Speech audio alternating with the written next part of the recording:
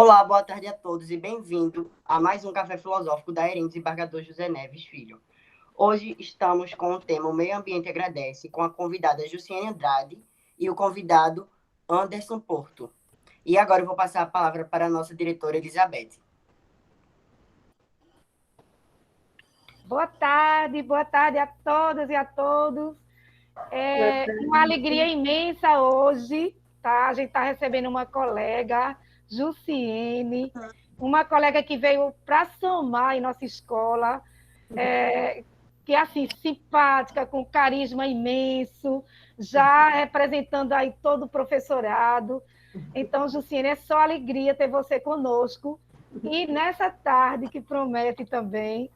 Então, Jussiene, é com você. Seja bem-vinda mesmo.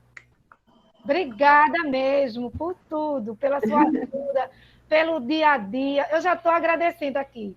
E tão feliz quando eu digo, meu Deus, é Jussiene. Vai prometer, porque você... gente, é isso. Eu fico assim, lisonjeada. Mas quero... Ó, Jussiene, gente boa, a gente tem que elogiar, né? E tem que mostrar para nossos colegas, para os nossos alunos, convidados que a gente tem aqui, o quanto você é uma pessoa especial para a gente aqui, viu? Gratidão. Mas quero agradecer, né, pelo convite, me sinto honrada, agradecer a Eduneide, a Fernanda, a Beth, a Elizabeth, pelo convite. Me sinto honrada estar aqui participando do Café Filosófico, é uma honra e uma alegria, uma satisfação muito grande. Então, conversando um pouquinho aqui, eu vou falar um pouquinho da minha experiência. Eu sou formada em Química, né, licenciada em Química, mas fiz toda a minha pós-graduação na área ambiental. É uma área que nos sensibiliza, né, como estava mostrando aqui agora, as águas, as árvores. E Química, né, tem muito a ver também com essa parte ambiental. Então, minha área de pesquisa foi na área de oceanografia, que é uma área ainda pouco conhecida aqui no Brasil, né? Quando a gente fala essa palavra oceanografia, as pessoas logo perguntam, o quê? Né? Então, assim, a oceanografia, ela vem se desenvolvendo, ela começou ali no Rio Grande do Sul, ali mais na parte sul, mas aqui no Nordeste está se tornando cada vez mais forte, né? Na UFPE, aqui na nossa UFPE, na Universidade Federal lá do Ceará, também tem uma pesquisa muito forte nessa área de oceanografia, lá no Maranhão. Então, assim,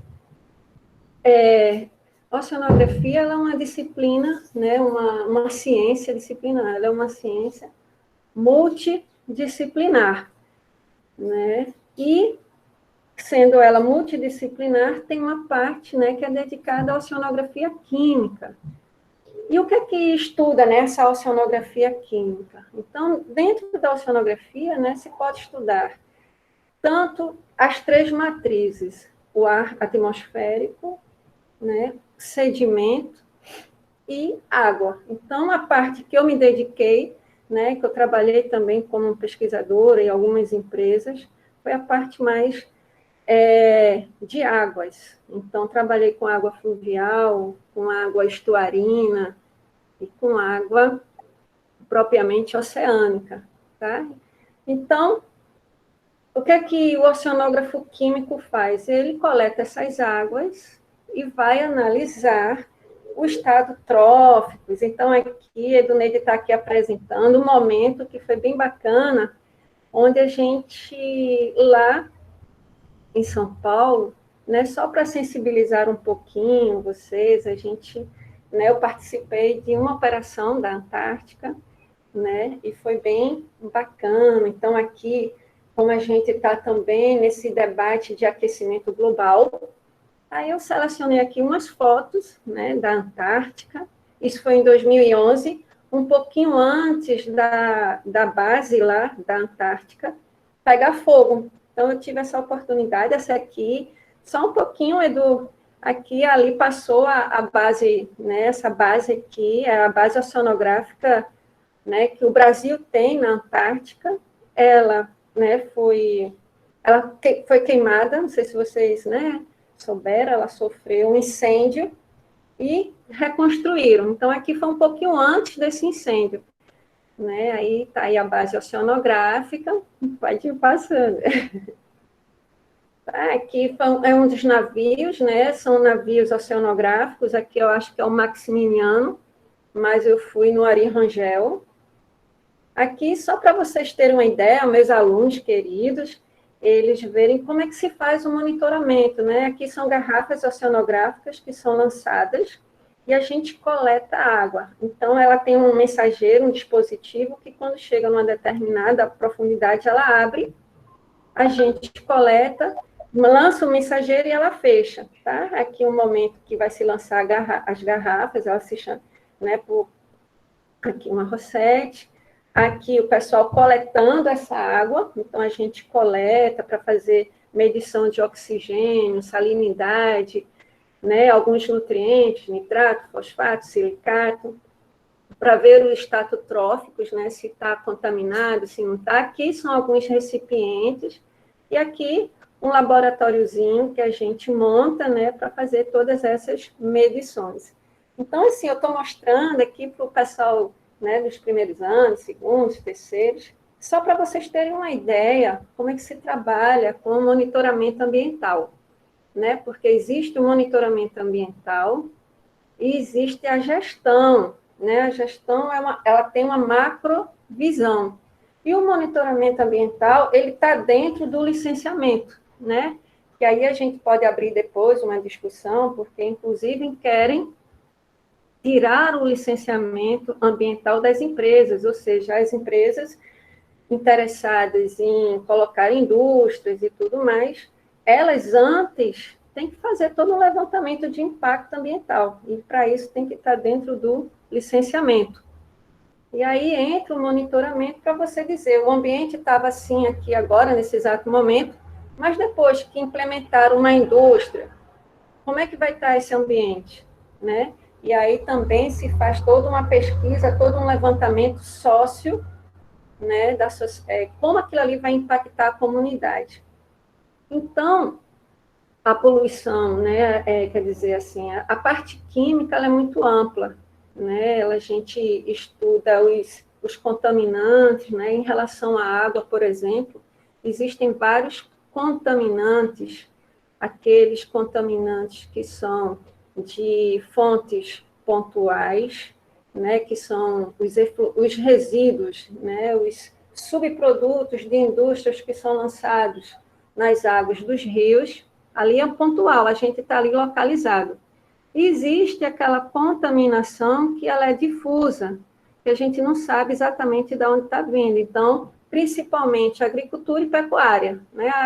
Hoje em dia, né, a agricultura e pecuária são os dois grandes contaminantes das águas, tanto continentais como as águas, né, de zona costeira. Tá? Então, assim, tem também a questão dos efluentes domésticos, né, os esgotos que são lançados in natura também nas águas dos rios. Isso causa, gente, uma consequência enorme, tanto do ponto de vista de toda a biota que está ali, como também a questão de qualidade de vida, de saúde. Então, a gente pode aqui, né, ampliar a discussão, a gente pode, né, conversar sobre todas essas questões. Então, a parte química é essa, né? A gente estuda os contaminantes. Então, existem vários tipos de contaminantes. É a questão do aquecimento global, por exemplo, né, que começou a partir de quando? Do boom, né, da Revolução Industrial, e todo esse processo de industrialização, né, com a questão da liberação do CO2 na atmosfera e com os resíduos, né, de metais pesados, mercúrio, arsênio, todos esses metais que são bastante contaminantes, né, eles vão para a água dos rios, se sedimentam, quando ali ocorre uma alteraçãozinha no pH, isso ali é liberado e entra na cadeia trófica. Então, assim, a gente pode aqui conversar horas e horas sobre poluição química, Mas aí também, vou deixar também meus colegas falarem, o nosso convidado aqui também se apresentar, e a gente vai conversando. Beleza?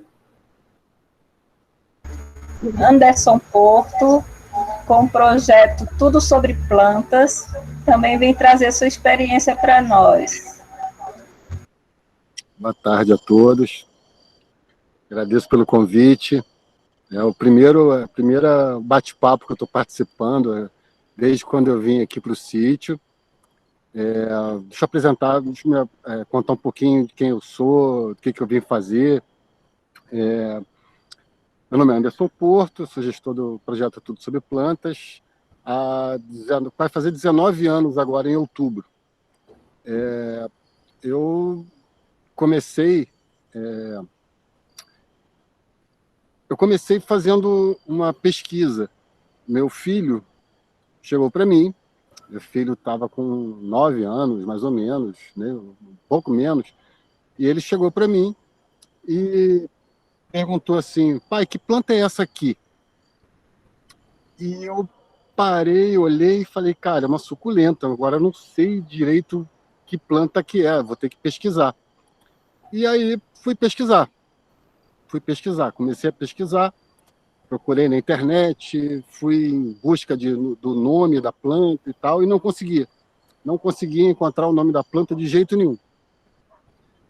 E aí eu comecei a perceber, com essa pesquisa inicial que eu fiz, eu comecei a perceber que estava muito insípido, estavam faltando projetos, estavam faltando enciclopédias, estavam faltando materiais de pesquisa na internet que possibilitassem a gente encontrar a espécie e saber mais sobre mais informações sobre as plantas. E aí eu passei uns 6 meses, mais ou menos, pesquisando. Minha área de formação é em análise de sistemas. Trabalhei em informática por 25 anos. E aí passei 6 meses, mais ou menos, pesquisando na internet, não consegui encontrar. Montei um grupo de estudos para poder tentar descobrir que planta que era aquela. E foi mais ou menos em outubro de 2002 que começou o projeto.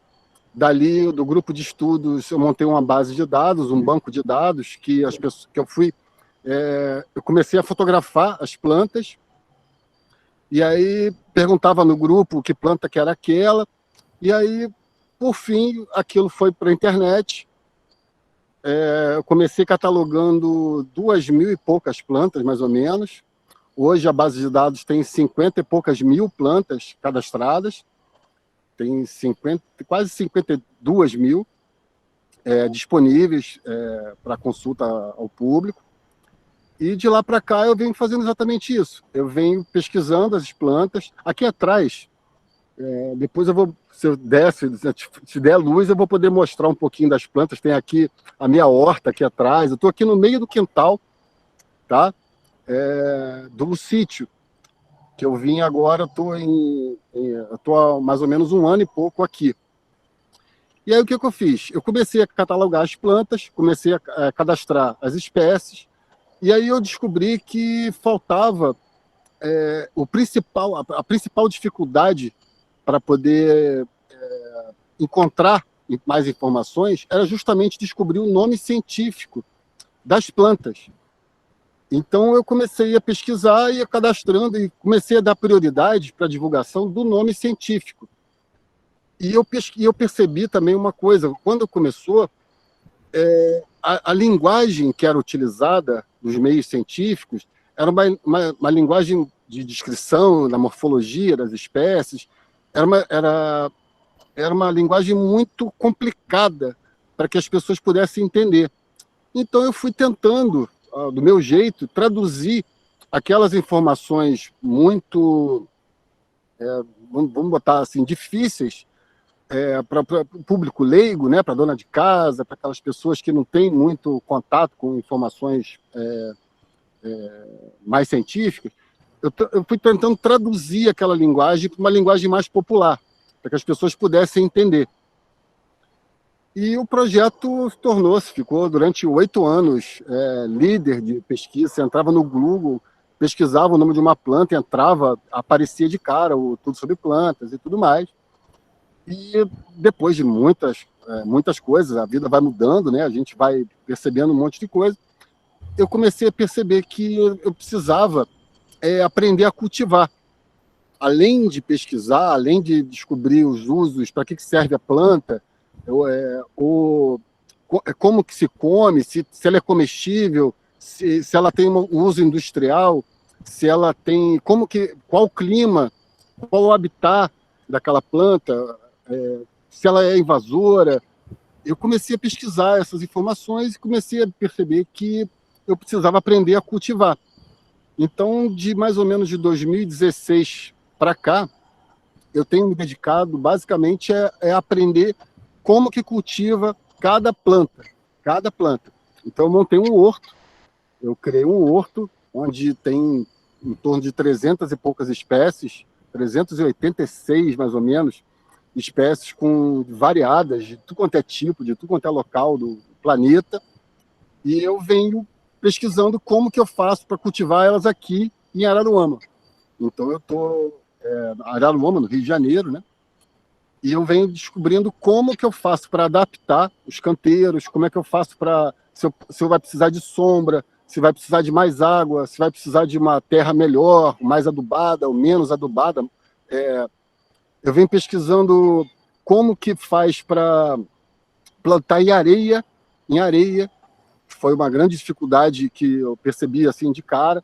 Aqui o solo é muito arenoso, então eu fui logo aprender como que fazia para plantar em areia. E descobri, tem umas jabuticabeiras ali para trás, ali no final ali tem umas jabuticabeiras que eu estou plantando em areia. As pessoas falam, mas é impossível plantar jabuticabeira ali. Não, não é. Tranquilo. Você descobre como que faz e aí você faz. Tem alguns segredos, tem algumas formas de você manter a planta viva até que ela possa desenvolver, ela consiga se desenvolver naquele ambiente de uma forma mais plena, com mais vigor. Então eu venho pesquisando isso.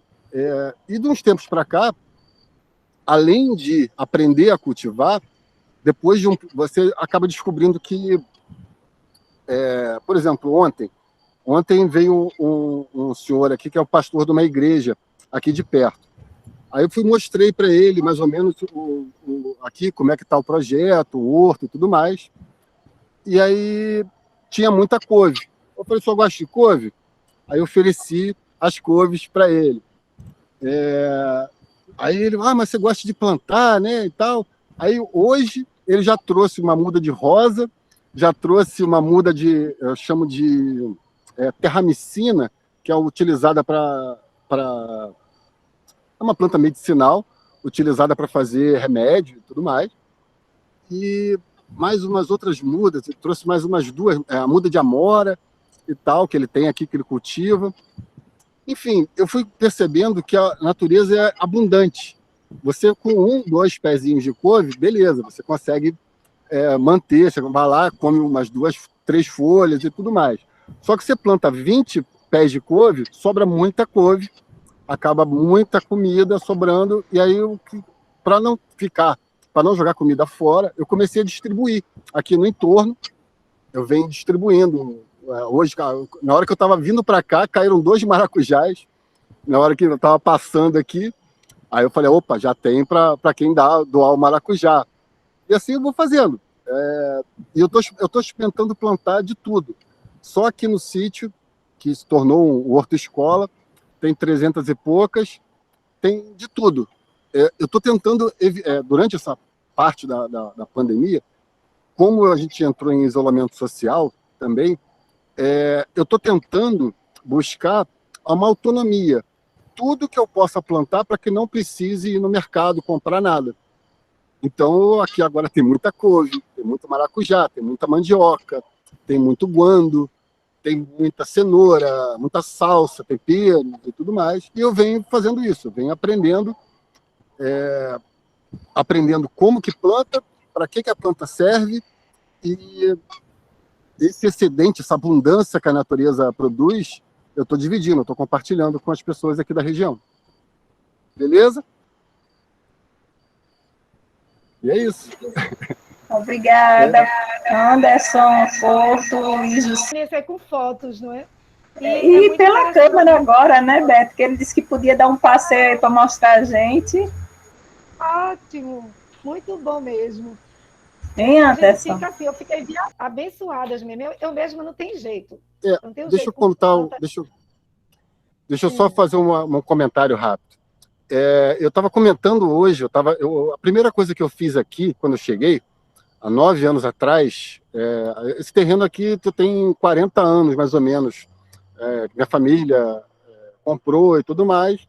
E há 9 anos atrás, eu resolvi falar, não, vou lá para o sítio, vou morar no sítio. E a primeira coisa que eu fiz foi um canal, que está lá no final. Eu contratei uma retroescavadeira, fiz um canal de quase 70 metros, com 70 metros, e era tudo aqui era tudo mato, era tudo um campo, como se fosse, era um descampado, né? Era um terreno liso, todo cheio de mato, de capim, e a primeira coisa que eu fiz foi esse canal. Por conta da vida, por conta das coisas que aconteceram, tal, eu acabei não conseguindo vir para cá para o sítio, naquela época. E aí o canal ficou, né? E eu não tive mais, assim, eu vinha de vez em quando, olhava e tudo mais, e fui percebendo o que foi acontecendo. Quando eu vim, novamente, foi em abril do ano de 2020, que eu vim para cá mesmo, que eu falei, cara, vou lá para o sítio, vou morar lá. Quando eu cheguei aqui, a primeira coisa que eu percebi foi que a vida, ela teve uma profusão, ela se expandiu ali no canal. A partir do canal, criou-se um bioma, tem todo um microclima ali, tem espécies que só nascem ali por conta da presença da água, as folhas e galhos que foram caindo, foram formando uma serrapilheira no solo, então adubou o solo, melhorou o solo.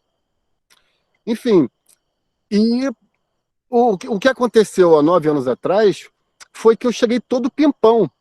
Eu falei, cara, vou lá para o sítio, vou plantar minhas abóboras, vou plantar um monte de coisa e tal. E eu tomei uma surra da natureza absurda. Uma surra daquelas, entendeu? Deu tudo errado. O sítio pegou fogo, teve do lado aqui, os bois entraram e comeram as plantas que eu plantei. Aconteceu de tudo. Aí eu parei e falei, cara, estou fazendo alguma coisa errada. O que eu estou fazendo de errado? Aí eu parei para pensar, eu falei, cara, eu vou ter que estudar.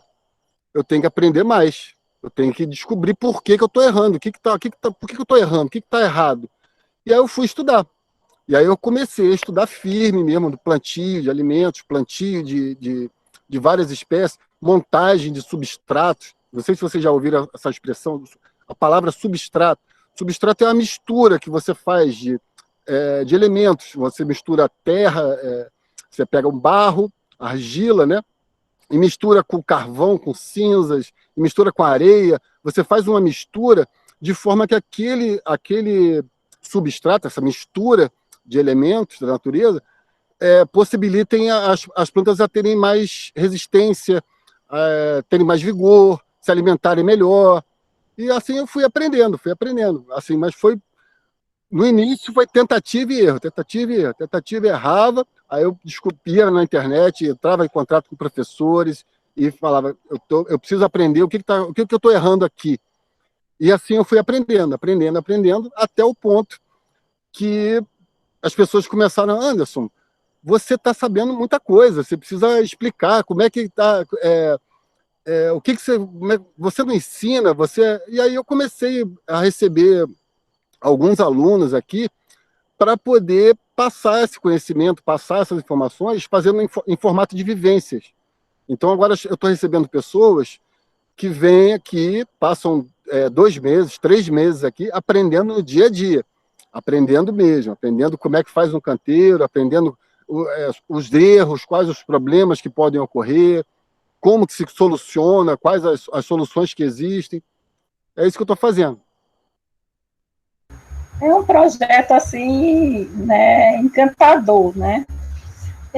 Ana Carolina quer fazer uma pergunta, está com a mão levantada. Boa tarde, Boa Anderson, boa tarde. tarde, Sineide. Na realidade, eu toquei aqui sem querer, aí eu ia mandar uma mensagem, né, mas toquei na mão levantada. Mas aí vamos lá. Anderson falou que quando você chegou aí, você fez um canal. Esse canal, Anderson, é para captação de água? De que forma, assim? Como foi? Foi canal com água corrente ou foi um depósito? Como é assim? Como foi que você fez assim esse canal? A captação da água da chuva?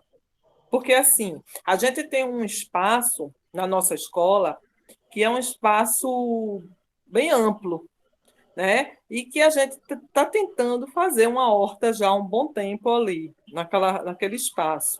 Mas o grande problema é esse: é a água, né? Para captar água, e o solo. O solo ele tem muito cascalho, muito arenoso, muito cascalho de resto de construções. E assim, isso às vezes dificulta um pouco, né? A planta, a adubagem, o crescimento dela. Aí eu queria que você mostrasse a gente, se desse para mostrar, ou você explicasse como foi esse canal, essa captação de água. Assim, você pode. Posso explicar sim. Ana, quando eu cheguei aqui, há 40 anos atrás, vou explicar a história do terreno. Há 40 anos atrás, no fundo do terreno tinha um laguinho e aqui perto tem 3 nascentes que a água corre com chuva e tudo mais. Existe uma captação por conta dos terrenos formarem essas valas, né? Forma-se um canal e essa água vinha direto aqui para o sítio. Quando chegava aqui no final, quando chegava aqui na parte do sítio, era um veiozinho, era só uma partezinha que passava, e com as chuvas aquilo inundava tudo. Então a primeira coisa que eu fiz foi fazer esse canal para poder dar uma direção para a água, para que ela pudesse ter uma formação melhor e, ao mesmo tempo, ela tivesse uma direção, ela tivesse um sentido, só que sem simplesmente barrar, sem deixar, sem fazer barragens, fazer pequenas pontos de armazenamento. Então, ao longo do curso do canal, eu fiz pequenas barreiras de forma que a água ela faça um zigue-zague e ela possa continuar fluindo, continuar seguindo, mas ao mesmo tempo ter alguns pontos onde armazene um pouco mais. Perfeito? E só um comentário sobre o cascalho. Aqui tem uma parte que tem uma tabatinga. Não sei se vocês conhecem a tabatinga. A tabatinga é uma argila muito difícil de plantar e tem muito quartzo. Muito quartzo. No fundo, aqui tem muito quartzo. Então, o que eu venho fazendo ao longo desse tempo catando. É cavar, pegar, tirar. As pedras se tornam... eu fiz um curso de permacultura, onde eu percebo que tudo é recurso. Então, essas pedras podem servir para alguma coisa. Então, eu armazeno, separo, guardo e vou utilizar para mais alguma coisa mais à frente. Por exemplo, fazer a base de um forno a lenha, tá? Ou fazer a base, a fundação de um galinheiro, tá? E cada recurso que a gente vai retirando aqui, que eu vou tirando aqui, por exemplo, eu vou e armazeno. Eu tiro de um local, eu armazeno em outro local, mas sempre com uma destinação. Sempre de forma que fique sempre tudo sendo circulando. Sempre mantendo aqui. Aqui está ficando escuro, né? Já está ficando à noite. Eu tenho que ir lá para dentro. Professora Jussiene, fala com a gente assim, com relação à questão da água que você pesquisou na sua pesquisa, Foi encontrados muitos nutrientes poluitivos que pudessem ameaçar extinção de animais aquáticos. Joia. Pronto, eu vou falar um pouco. No meu mestrado, por exemplo, eu estudei ali, em Itamaracá, aquele braço de mar, o Canal de Santa Cruz, certo? Aí ali tem duas barras, tem a Barra Orange e tem a Barra de Catuama. Ali, antigamente, né, tinha uma indústria, né, de soda-cloro, que, para produzir soda-cloro, se utilizava, por exemplo, mercúrio. Então, ali no Canal de Santa Cruz, há 20 anos atrás, por exemplo, 20, 15 anos atrás, os peixes, né, mariscos, todos aqueles organismos ali, era contaminado por mercúrio. Então, mercúrio hoje é um grande contaminante, né? Por conta disso, ser muito utilizado nas indústrias químicas. Então, assim, eu estou dando um exemplo assim de um metal pesado, né, que afeta toda a cadeia trófica, porque como é que começa essa cadeia trófica? Começa pelo fitoplâncton, né, que são as microalgas, que na verdade são o pulmão do mundo, né? Quem libera oxigênio, sim, a floresta amazônica, com certeza, mas as microalgas presentes, né, nas águas fluviais, nas águas oceânicas, nas águas costeiras, são, né, que realmente liberam o oxigênio. Então, começa pelo fitoplâncton, e aí desenvolve toda a cadeia trófica. Então, contaminando esse princípio da cadeia, você está comprometendo todo o restante, né? Então, quando, por exemplo, a gente aqui, né, em todo o Brasil tem esse problema de lançamento de efluentes domésticos in natura. Então, qual é a primeira causa, né, que isso provoca? A questão da eutrofização.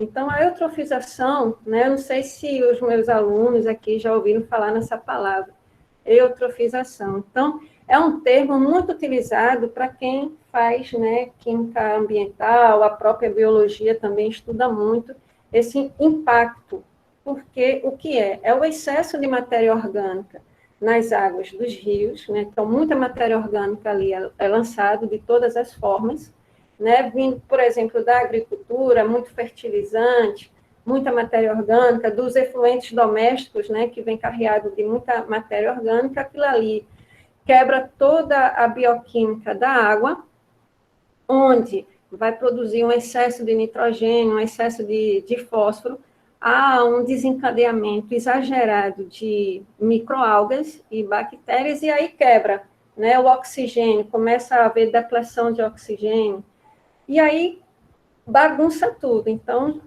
sem falar na questão bacteriológica. Então, eu vejo que essa questão aqui, nossa, de impacto ambiental, a questão de saneamento básico, ela é gritante, né? Aqui em todo o Brasil, no Nordeste, a gente precisa, assim, ter políticas públicas mais voltadas para a questão do saneamento básico, porque isso implica, na forma mais primária, a saúde, né?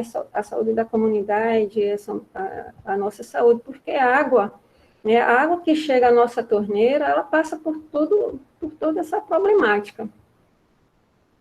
Então, assim, a gente tem vários tipos de contaminantes, né? A questão da matéria orgânica, dos efluentes domésticos é uma.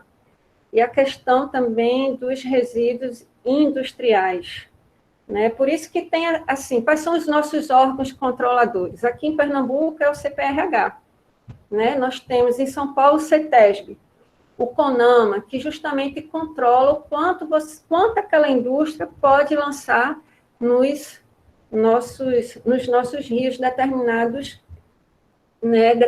substâncias. Então, tem que ter esse monitoramento, né? E a gente sabe que esse monitoramento muitas vezes é falho. Então, é uma questão também de problema ambiental, de a gente estar controlando esses padrões de lançamento de resíduos sólidos e tudo mais nas nossas águas, nos nossos mananciais. né? Não sei se respondi a resposta de Edu, mas aí a gente pode ampliar mais essa... Porque, assim, a água, quando a gente contamina o solo, né? Por isso que a agricultura é um grande contaminador, agricultura e pecuária, né? Porque a pecuária, ela demanda muito da agricultura, né? Como é que se faz para alimentar o gado? Como é que se faz para alimentar? Então, a agricultura e pecuária contamina, né, os lençóis freáticos, né, porque ali tem muito fertilizante, muito pesticida, herbicidas. Então, a questão da agricultura e pecuária é um fator assim também que a gente precisa, né, estudar. Por exemplo, uma alternativa que está surgindo é a agricultura familiar, né, como também nosso colega falou aí, a questão da permacultura.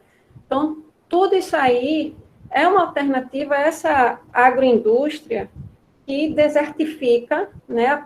A primeira coisa que ele faz para plantar soja, milho, a desertificação. E aí, né, no que chove, tudinho causa mais infiltração de contaminantes. Quando ocorre chuva, a lixiviação desses contaminantes chega mais rápido nas nossas águas. Então, a gente tem que entender que a água ela não tem em abundância, a gente pensa que tem, mas 97% é água salina, água oceânica. Só 2,7% é água doce. Desse 2,7%, apenas 0,3% é que realmente está disponível. Por quê? Porque uma parte está nos polos, né, como nas geleiras, outra parte está nos lençóis freáticos, então a gente só tem disponível muito pouco. E esse muito pouco a gente está contaminando de forma, né, a gente vem contaminando ao longo do tempo. Eu acho que a gente está numa época de transição, onde ou a gente acorda, ou então vai tudo para o brejo, então agora é um momento, assim, a gente precisa mudar, né, então existem várias alternativas, né, que a Agenda 21, a Agenda 30, né, fala muito nisso, nessa questão da sustentabilidade. Então, hoje, uma questão que a gente tem que pensar é a questão da sustentabilidade. Como, né, a gente pode diminuir todo esse impacto, essa demanda da natureza, né? Então, vem a questão da reciclagem, que a gente pode trabalhar em sala de aula, mas não só trabalhar, é fazer mesmo. O Brasil, ele ainda é muito atrasado nessa questão da reciclagem, enquanto que em outros países, né, como a Alemanha, por exemplo, nenhum lixo vai para o lixo, tudo é reaproveitado. Então, tem essa questão também que aqui a gente precisa melhorar bastante, né? Então, consumir menos também é uma proposta, né, que vem, assim, produzir a sua própria hortinha em casa, né? Então, essa coisa que cada cidadão pode fazer, né, criando essa consciência que a natureza, ela pode sofrer, né, como a gente vem assistindo aí, né, desmatamento na Amazônia, e se não parar, onde é que isso, né, a Amazônia está sofrendo, derramamento de óleo, então toda essa problemática, né, a gente precisa parar e pensar, porque a natureza, ela sofre, ela pode se regenerar, mas ela nunca volta como era antes. É como a gente, se a gente sofre, né, um acidente, tudinho, a gente se recupera, mas nunca volta exatamente como era, né, na essência. Então, a natureza, ela grita aí por mais respeito, né? Pois é. Aí tem essas questões aqui para a gente pensar, filosofar. Anderson, o senhor vai falar alguma coisa? Eu tenho um comentário sobre a questão da água. A Jussiene, ela tocou num ponto que é assim, super importante. É imprescindível para plantar, para que as plantas... A água, eu tento reduzir a visão, mais ou menos, ela entra no sistema das plantas meio que como um movimento das engrenagens. Ela é que faz as engrenagens das plantas funcionarem. Então, a água poluída, a água contaminada, a água que tem um pH mais alto ou mais baixo, fora das faixas que são adequadas e tudo mais, elas acabam se tornando um problema. E uma grande dificuldade em qualquer região é justamente você ter uma água que seja utilizável e que ela possa permitir que as plantas se desenvolvam de forma adequada. Né? Eu falo adequado no sentido do entorno. Elas crescem em sintonia com todas as outras plantas que estão aqui perto. Então, quando eu cheguei aqui, eu falei, cara, vou plantar coqueiro. Adoro coco, vou plantar coqueiro, vou encher, vou plantar um monte de coqueiro. E aí o que aconteceu? Coqueiro, ele gosta muito de água. Muito de água. Com o canal, eu pegava o regador, ia lá no canal, pegava o regador e molhava o coqueiro. Aí, daqui a pouco, dava aquela preguiça.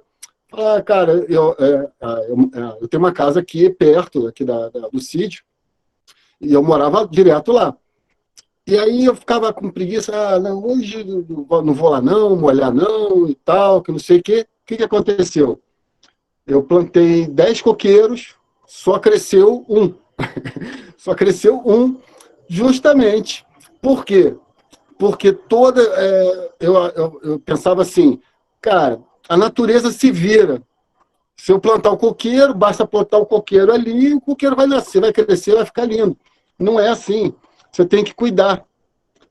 Quando você planta, você tem um cuidado ali, você tem que desenvolver uma rotina de cuidados, de manutenção. Então, você tem que regar com a melhor água possível. Aqui, nesse espaço, eu estou desenvolvendo um sistema agroflorestal, onde eu consorcio plantas alimentícias com árvores, né?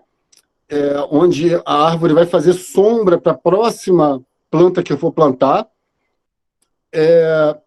Eu estou utilizando o guando, por exemplo, para perfurar a tabatinga, a raiz do guando ele consegue perfurar a tabatinga, então é uma planta que eu consigo utilizar, ela, além de promover adubação e tudo mais, ela consegue furar a tabatinga, e aí a tabatinga funciona como se fosse uma bandeja, ela fica embaixo do solo, retendo a água.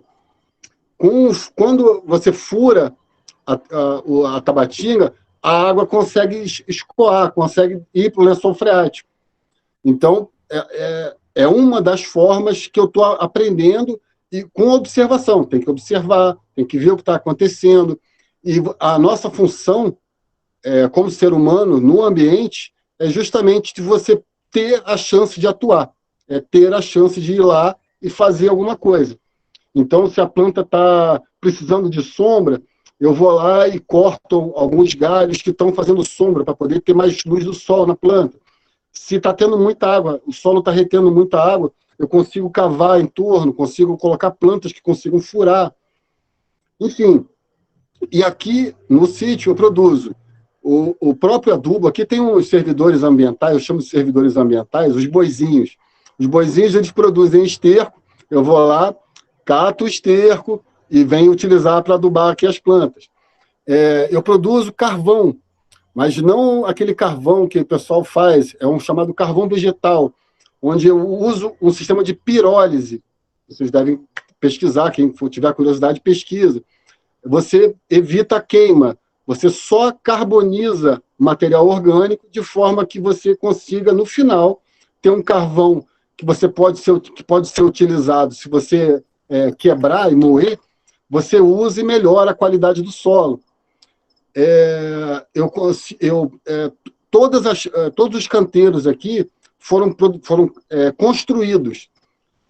Aqui o solo, a camada superior é areia, logo abaixo, um pouquinho dessa camada de areia, de mais ou menos uns 30, 40 centímetros, vem a tabatinga, e aí depois areia novamente, pedras e tudo mais. Então, para poder construir todos os canteiros, isso, Boa pesquisa. Para poder fazer os canteiros, como a gente, na nossa alimentação, a gente cultiva muita planta europeia, muito de outros biomas, de outras situações, de clima, de habitat, eu tive que adaptar cada canteiro, fazendo a mistura dos substratos, de forma que aqui é uma região que tem passa de 30 graus fácil. A faixa de temperatura ideal é até 25 graus. Então, as plantas sofrem muito com calor. No verão aqui, elas sofrem muito. Então, para poder cultivar, eu preciso trabalhar tanto o substrato quanto as proteções, as sombras. Então, eu coloco plantas que vão produzir sombra no verão, e aí no inverno eu podo essas plantas para poder utilizar as folhas. Enfim, são várias técnicas que eu estou utilizando, estou misturando, de agroecologia, de permacultura, de bioconstrução, para poder ter os cultivos aqui produzindo alimentos, claro. E o principal é isso, a Jussiane falou, o principal é ter uma água de qualidade. Não dá para você pegar uma água... Existem formas de captar água da chuva, você guardar um pouco dessa água da chuva, mas a agricultura usa muita água, então você tem que ter o sistema de armazenamento. O canal é um sistema de armazenamento de água, mas ainda falta muito ainda. Ele armazena aí em torno de 50 mil litros, mais ou menos. Precisa de mais água. Isso assim, a chuva vem e a água da chuva, ela simplesmente molha um tempo e daqui a pouco ela passa às vezes 1 mês, 2 meses sem chuvas. Então, perdão, precisa armazenar essa água, guardar essa água e usar comedidamente, pouquinho, manter o solo úmido só, sem excesso. Era isso. Agradeço. Microfone, Pablo. Fernando Alves, quer falar alguma coisa? Fernando?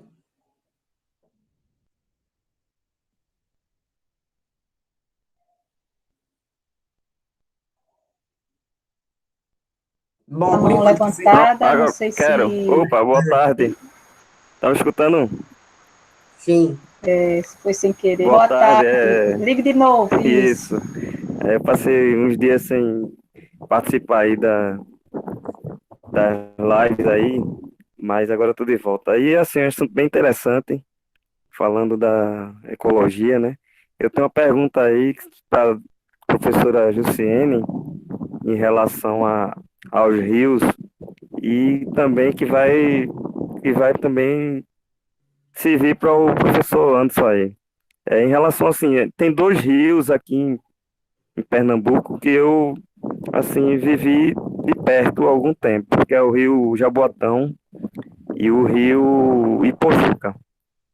E assim eu vejo que há muito tempo que eu vejo que tem vários projetos, protocolos de reativar esses rios, deixar limpos, mas até agora eu já estou com 42 anos e eu não vejo esse projeto sair do papel e nenhuma evolução praticamente, né, na prática. E assim, eu queria saber da doutora uma opinião bem científica, ou sei lá, muito, já que ela realmente tem a palavra, ela é estudiosa no assunto, em relação a esses rios, se realmente vale a pena é, reativar esse rio com um projeto bacana. E em relação assim a professor Paulo, a Anderson também, como é que convive com a gente busca muito a natureza, busca muito viver em ambiente saudável, mas com a evolução dos tempos, né? A industrialização, como é que a gente convive com isso hoje para ter uma vida mais saudável? Então, era essa a minha pergunta para os dois aí. Vou começar respondendo, depois eu passo a palavra para Anderson, né? Então, Fernanda, a resposta é sim, com certeza. Basta ter a boa vontade política, porque assim, a gente diz que a natureza, ela tem dificuldade de se regenerar, mas a natureza, ela tem uma resiliência muito grande.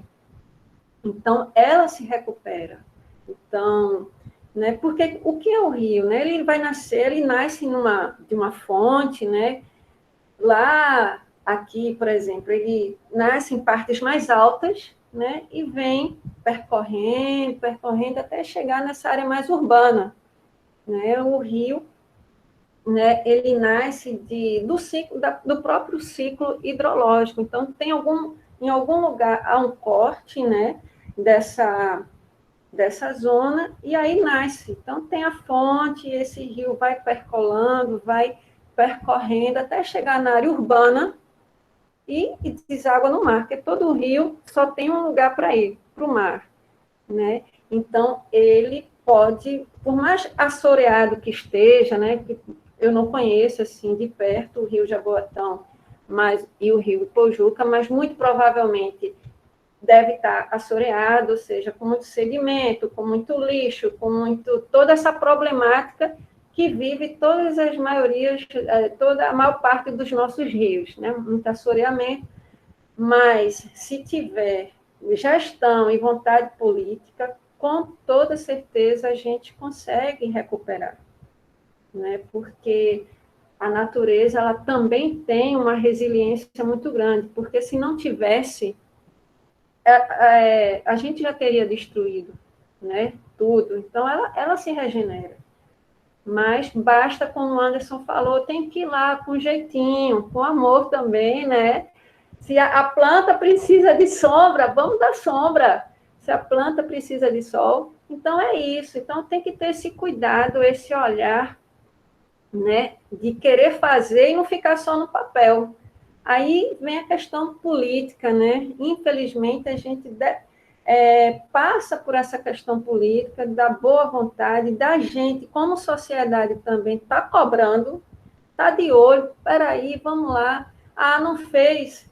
Entende? A gente também fazer o nosso papel de cidadão, porque é muito triste ver, né? A gente vê aqui o Rio Capibaribe, né? Em alguns trechos, todo contaminado, todo poluído, lixo, plástico, muita matéria orgânica, enfim, a gente tem que melhorar muito. Então, por isso que a reciclagem, né, a reutilização, essa consciência de que a gente precisa ter toda essa demanda da reutilização do lixo, de colocar o lixo no lugar do lixo, a coleta seletiva, isso ajuda muito nesses impactos, né, do rio, da mata, de toda essa...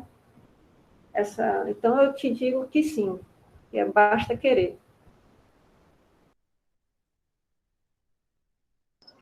Para Anderson responder a segunda parte. Olha só, você perguntou sobre como que faz para... se eu entendi direito, é como que a gente migra para o campo, é isso? Como é que... Não, como que a gente faz assim? Porque há muito tempo que a gente escuta essa palavra sustentabilidade, viver em um ambiente que seja saudável e conviver com a tecnologia, com o desenvolvimento. Assim, eu queria saber na prática realmente como é que a gente consegue ter conviver com isso, crescer com isso, entendeu? Do desenvolvimento de um lado e a vida saudável, sustentável do outro. Como é? Você vive num ambiente praticamente assim, isolado, controlado, mas a gente vive num ambiente muito mais aberto, né? Então, eu queria saber assim, uma opinião assim, sua a respeito disso. Eu posso, assim, ao longo do tempo do projeto, eu pesquisei vários outros projetos de ecovilas, projetos de comunidades sustentáveis. Eu fui pesquisando e fui conhecendo esses projetos para poder saber o que eles estavam fazendo, né? Visitar quilombos, visitar acampamentos,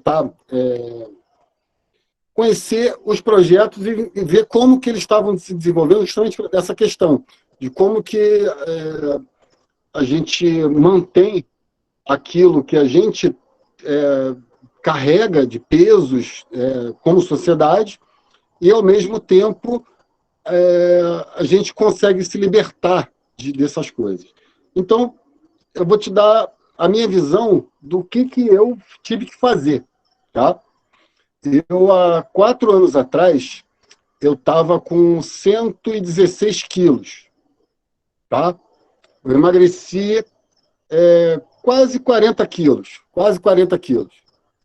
tá? O que eu fiz? Eu fechei a boca. Eu percebi que eu estava comendo muito e eu falei, cara, eu estou comendo demais. Eu estava almoçando 3 pratos de comida e não era... Eu percebia que estava demais e não estava certo aquilo e tal. Então, eu botei na minha cabeça e falei, bem, eu preciso prestar atenção em como eu estou me alimentando.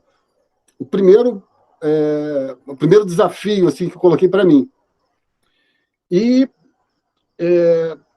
isso me ajudou também, perder peso me ajudou muito com o problema de lombar. Eu tinha um problema na lombar, que eu não conseguia fazer movimentos eu não conseguia me abaixar, não conseguia me curvar, porque dava uma dor, aquela dor lacinante nas costas, e eu não conseguia me mexer. Eu tinha que jogar no chão e ficar parado no chão até a dor passar. Então, a redução do peso me ajudou também a perceber que quando eu fui perdendo peso, eu fui acrescentando atividades que eu pudesse sair daquela ociosidade que eu estava de casa, de cidade e tudo mais. Então, eu comecei a andar, começando a pegar a bicicleta, andar de bicicleta, fazer alguma coisa para poder me mexer, botar o corpo em movimento. Isso me ajudou muito, me preparou muito para que eu pudesse chegar aqui agora e pegar uma enxada e fazer um canteiro, sabe? Porque é uma atividade que demanda bastante força física, você gasta muita energia, você faz é uma atividade que, assim, no final do dia você está cansado e tudo mais, mas está com aquela sensação de prazer, porque vem endorfina, né? Você sente a sensação de um serviço que você fez ali completo e tal. Então, perder peso, começar a me mexer, começar a fazer algum exercício me ajudou. Agora, o ponto crucial foi o que aconteceu, eu brinco com meus amigos, eu chamo de epifania. Foi eu comendo um mamão, eu estava no quintal, comendo um mamão muito doce, por falar nisso, eu lembro até hoje dele, e eu estava lá comendo mamão, ouvindo uma música e tudo mais, e eu comecei a abstrair, eu comecei a simplesmente observar onde eu estava. Eu estava no quintal, vendo os pássaros cantando, vendo o negócio, comendo mamão. Até então eu não gostava de mamão, nunca fui muito fã de mamão. E aí, de repente, eu fui começando a perceber de que eu fazia parte daquilo tudo. E não simplesmente eu estava separado, Anderson, estava separado do resto. Eu participava de alguma forma daquilo. E eu parei e comecei, cara, eu tenho que observar mais, eu tenho que perceber mais, eu tenho que ficar mais atento às coisas que estão acontecendo para que eu possa aprender mais, para que eu possa participar de alguma forma, ser mais útil do que simplesmente como aconteceu aqui. Eu cheguei aqui no sítio e quis plantar 30 coqueiros. Deu tudo errado, porque eu quis impor a minha vontade. Eu não percebi que o local precisava de uma determinada planta, que ali onde eu estava querendo plantar um coqueiro não era para plantar coqueiro, o coqueiro era para ser plantado em outro lugar. Enfim, a minha vontade, a impor a minha vontade foi diminuindo, foi cada vez mais diminuindo, e eu comecei a perceber que nós, como seres humanos, conseguimos participar mais das atividades da natureza, sendo meramente servidores. A gente participa atuando da melhor forma que a gente pode, dando o nosso melhor, simplesmente atuando e fazendo o que é possível.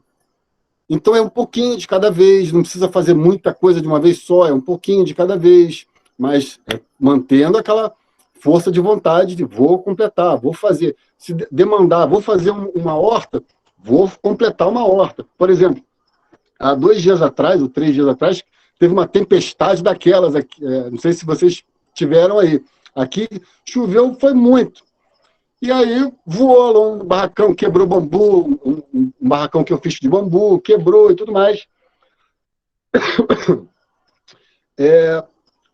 Tem que parar e fazer, e construir, e reconstruir aquele pedaço que quebrou. Enfim, não dá para simplesmente, amanhã eu faço. Não, tem que fazer, tem que ir lá e fazer. É um pouco diferente. A vida na roça, se eu não fizer, não tem ninguém que faça. Então, tem que fazer. Então, você tem que criar essa disposição, você precisa construir em você mesmo uma disposição para fazer as coisas. E acordar de manhã, tomar um café, olhar para o negócio e falar, bem, hoje o que tem para fazer? Hoje dá para fazer isso, isso, isso. Ainda tem essa. Tem dia de sol, tem dia de chuva, tem dia de vento, tem dia nublado. Então, depende do clima. Não dá para simplesmente, eu vou construir um barracão com tudo ventando, com tempestade. Não dá. Tem que ser no momento certo. Então, tem que olhar, observei, hoje dá para fazer um canteiro, hoje dá para adubar, hoje dá para fazer uma fogueira. Enfim, cada dia é diferente. Eu acordo de manhã, olho o que tem para fazer, vou lá e faço. Respondido? Excelente, excelente. Professor Fernando, gostaria de fazer as considerações, professor Fernando. Lindo, lindo aí, parabéns, minha amiga Jussiene, parabéns, Anderson, aí, né, a gente fazer essa reflexão, parabéns, meu amigo Fernando Alves, né, pai de Fernanda, né, do primeiro A, isso, satisfação imensa, meu amigo Marcos Carneiros, gente, é importante isso aí, a gente fazer uma reflexão, e eu estava pensando aqui, formar o cidadão ético, não é? Porque a partir dessa ética a gente pode fazer essa reflexão desse meio ambiente, essa reflexão da água, essa reflexão do espaço que a gente precisa reservar. Aí, Beth, a gente estava falando aí, será que vai acontecer aquilo mesmo? Na carta, o cidadão já velho, né, a pele dele já ressecada, porque não existe água, né? A única fonte que tem está sendo vigiada pelos militares, um negócio aí raríssimo, a água, né? E ele falando, nessa carta 70, o cidadão falando de um passado, não é? Um passado onde as pessoas jogavam água fora, lavava carro, lavava, né, o pátio dele, enfim, estragava o que podia. Esse passado que ele fala é o presente de hoje, não é isso, que a gente não tem esse cuidado com a nossa água. E aí, só para depois vocês puderem aí, eu não sei se vocês já leram, né? Já viram essa carta, né? Carta 2070, né? E aí vocês, que é que vocês estamos perto, né, desse 2070, ou esse 2070 não vai existir? O que é que vocês colocam? E antecipadamente, parabéns aí pela discussão, 2 assuntos fabulosos aí, a gente falar da água e falar dessa preservação desse meio ambiente, desse espaço aí, desse cultivo de plantas, é legal. O que é que vocês acham? Obrigado aí pela palavra. Um forte abraço, Luciene, um forte abraço, antecipadamente.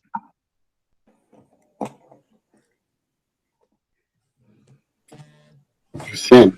E, gente, deixa eu só lembrar aqui, rápido, que já está, a Semana do Meio Ambiente já está chegando. Já é dia 5. Pronto, André, quer falar alguma coisa? Olá, eu quero falar um pouco. Ok. Fernando Alves, né, o pai da aluna, perguntou, né, como é que a gente faria para a questão do meio ambiente, conviver com a tecnologia e o meio ambiente, né, que é o chamado desenvolvimento sustentável, né, o famoso desenvolvimento. Vamos desenvolver, mas proteger a natureza. Então, assim, na minha opinião, que nós, seres humanos, precisamos da natureza. Somos nós que precisamos da natureza.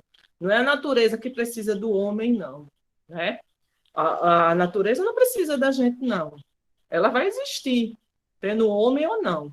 Agora, será que o homem futuramente vai existir tendo a natureza ou não? né? Então, a gente tem que começar a colocar na nossa cabeça que a natureza, né, que nós precisamos dela, né? Então, a gente tem que se vestir mesmo, né? Se vestir do meio, saber que o meio em que a gente vive tem que ser protegido. É o consumismo que tem que brecar, né? Porque para o capitalismo, para as grandes indústrias, quanto mais a gente consumir, melhor, né? Mas como é que vai ser para o meio em que a gente vive? E esse meio em que a gente vive vai dar a resposta, porque a natureza ela dá a resposta, né? Não é à toa que a gente tem aí, ó, enchentes, a gente tem essas, né? Quando a natureza, o clima mudando. Então, eu acho assim que a gente, pessoal, a gente tem que vestir, né? A gente tem que colocar dentro da gente a natureza, o meio. O meio é onde vivemos, né? Então, saber que o homem não vive sem a natureza, porque a gente não vive sem a agricultura, a gente não vive sem a pecuária organizada, a gente não vive sem as plantas, como aí, ó, o Anderson falou. Ele sobrevive disso, ele vive disso, do cultivo, né? Da plantação, né? A gente come todos os dias. E essa comida vem da onde, pessoal? Vem do meio natural. Então, assim, a minha consideração, né, que eu deixo é essa, é que nós temos que saber que nós, homens, precisamos da natureza. Agora, a natureza não precisa do homem, não. A natureza sempre vai existir. Então, vamos cuidar, né? Vamos cuidar dela, vamos consumir menos, certo? Vamos ter esse olhar, né? É esse o meu recado, né? Essa é a minha mensagem, certo? E outra coisa, Anderson, legal, essa questão da captação, como eu estava falando, né? Na questão da horta, que a gente tem um espaço na nossa escola bastante grande, que dá para desenvolver ali uma horta legal. Os alunos já estão nesse projeto desenvolvendo, o professor Bérico, e a questão da captação de água isso é que mais assim que eu acho mais dificultoso, mas como você falou, você fez um canal onde esse canal, a água corre por esse canal e vai para um reservatório, para um depósito,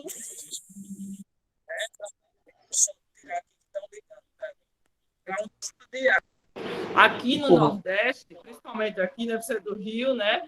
Aqui no Nordeste a gente tem essa questão da época do verão ser forte, o calor ser muito tremendo. Então a plantação ela sofre com isso, né? Sofre muito, porque a gente tem um clima muito quente, né? Aí no Rio também, né? Mas aqui é quase que o ano inteiro. Aí a gente tem um projeto também dos outros professores de química, me parece, ou de física, que estão fazendo projeto de irrigação. Eles estão com um projeto para irrigação da física, horta. Né? É física. É física, né? Física. Eles estão fazendo um projeto de irrigação, Simone, né, para irrigar a horta. E é muito interessante. É muito interessante essa questão do plantio, né? Do plantio, do preservar a natureza.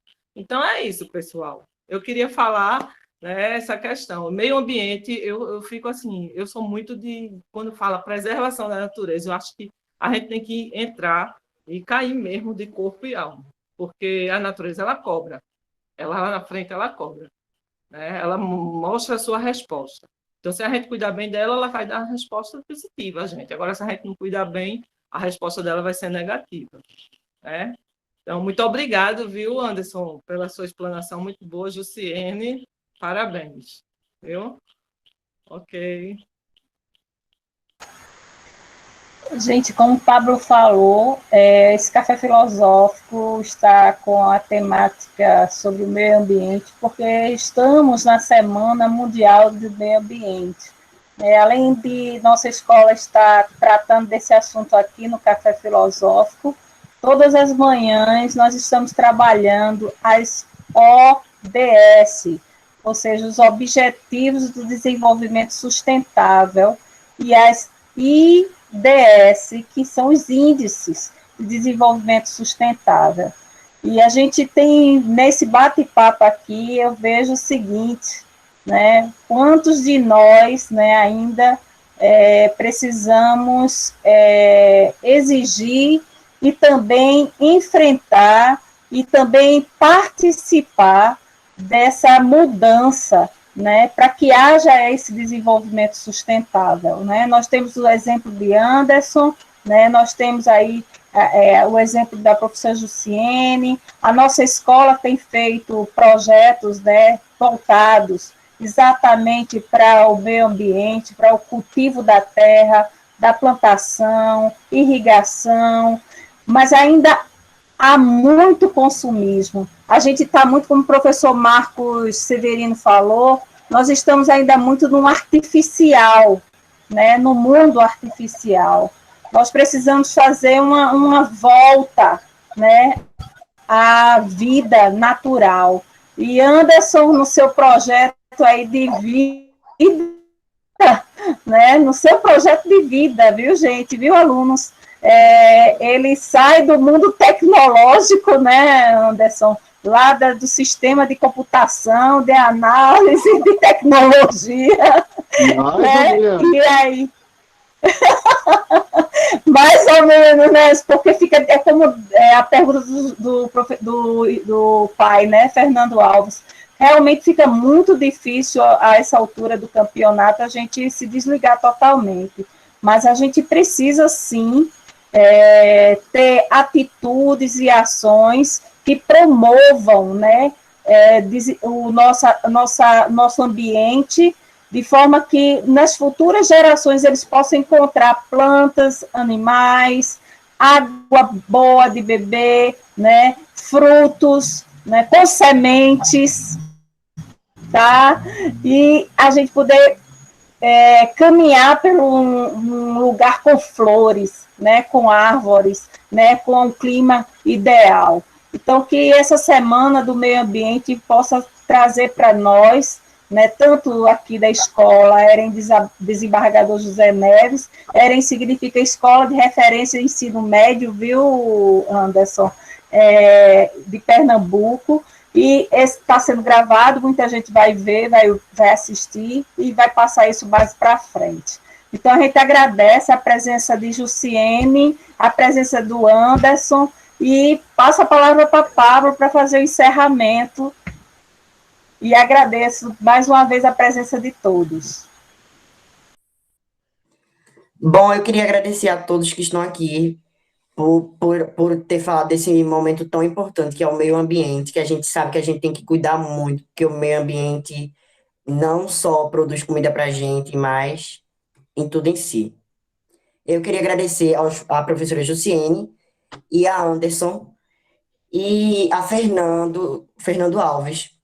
E agora eu vou passar a palavra para o encerramento oficial, à diretora Elizabeth.